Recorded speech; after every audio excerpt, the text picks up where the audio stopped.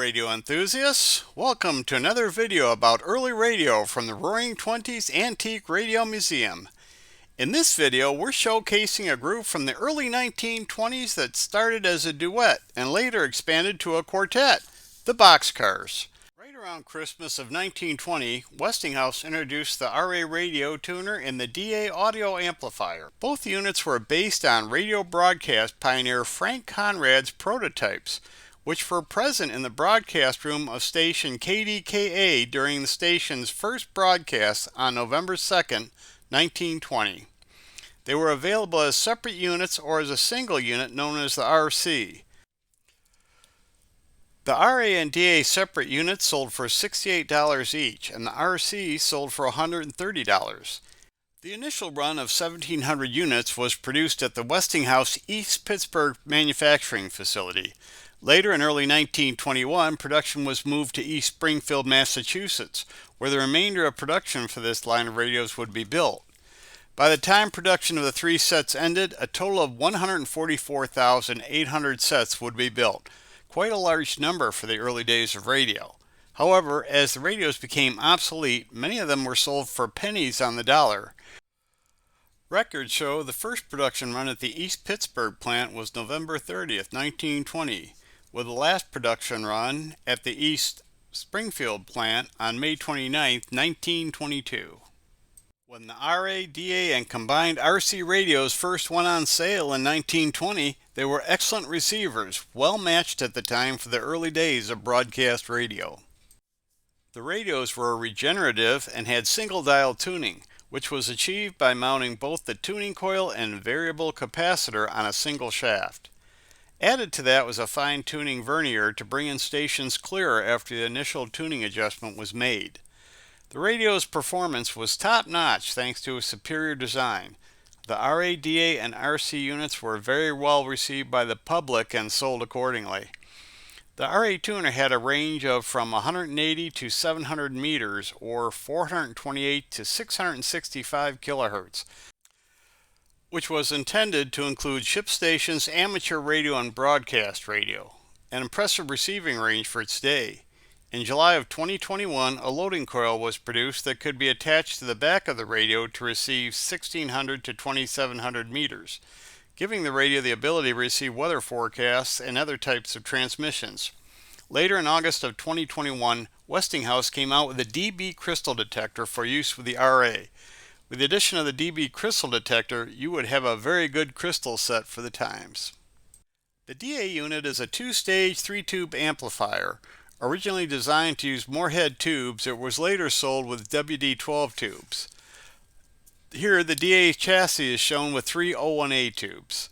The control panel consisted of two filament controls, one for each stage of amplification, and three phone jacks for detector-only, stage 1 amplification, and stage 2 amplification.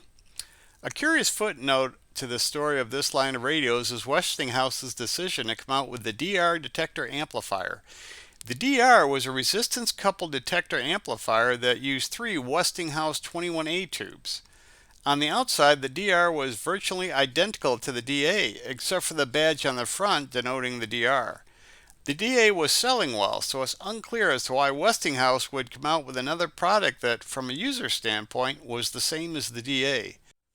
No evidence has been found that the DR was ever advertised. However, the DR does show up on inventory control forms. There's very few DR units around today, so it is likely that relatively few were produced and sold. In January 1922, RCA became the only distributor of Westinghouse products, after which the RCA name took prominence over the Westinghouse name in advertising and the labeling of products. By 1923, the broadcast band had started to get crowded with the addition of many new stations. The lack of selectivity in the technology of the RADA line doomed the radios to obsolescence. In January of 1923, RCA introduced the RT tuner. The RT would be connected between the antenna and the RA. It was an attempt to boost selectivity of the RADA and hopefully boost sales of the RADA line. Along with the RT, RCA also came out with the AR, a three-stage untuned RF amplifier. The AR was connected between the RA and DA units. All four units, the RT, RA, AR, and DA, became known as the Boxcars. In the February 1993 issue of Radio Age, an article by Tolbert Powell, the author, writes that the complete set of boxcars enabled him to pick up from 530 to 460 kilocycles of the broadcast band and more. Since there are relatively few RT and AR units around today, we can conclude that the attempt to revive sales of the RADA line of receivers failed, with both units selling poorly. The second half of 1923 saw sales of all radios drop sharply. Both the RT and AR were discontinued in March of 1924.